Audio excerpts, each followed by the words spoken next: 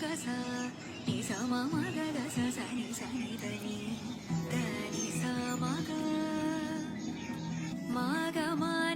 కూడా అన్ని డిజైనింగ్స్కి ఒకే రకమైన ట్రేసింగ్ పేపర్ వాడుతూ ఉంటారా? హలో నమస్తే, welcome to morning stitch and style. యూజువల్గా మార్కెట్లోకి ఏదైనా కొత్త ప్రోడక్ట్ వస్తే ఆ ఫీల్డ్కి సంబంధించిన వాళ్ళు వెంటనే కొనేస్తారండి. అది అవసరమా లేదా ఎక్కడ వాడాలి అన్నది మనం తర్వాత ఆలోచిస్తాం. ఇలాగే నేను కూడా చాలాసార్లు చేశానండి. సో నేను నా ఎక్స్పీరియన్స్ తోటి ట్రేసింగ్ పేపర్లోని వేరియేషన్స్ అనేవి ఇప్పుడు మీకు చెప్తాను.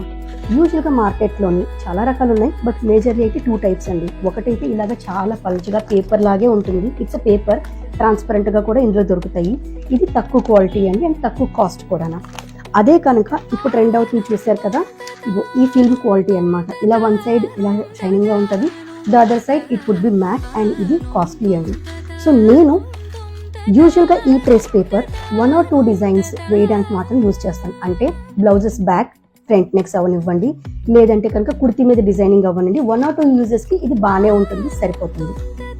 అదే మీరు శారీ బార్డర్స్ కానీ, లెహంగా మీద మోటివ్స్ కానీ, లేదా శారీ మీద మోటివ్స్ కానీ రిపీటెడ్గా కంటిన్యూస్గా మీరు వేస్తున్నట్టయితే కనుక మీరు ఈ క్వాలిటీ పేపర్ని యూజ్ చేయొచ్చు. ఎందుకంటే దానికి తగ్గట్టుగా డిజైన్ చేయబడింది, డ్యూరబిలిటీ ఎక్కువ, సో దీని కాస్ట్ కూడా దానికి తగ్గట్టుగానే ఉంటుంది.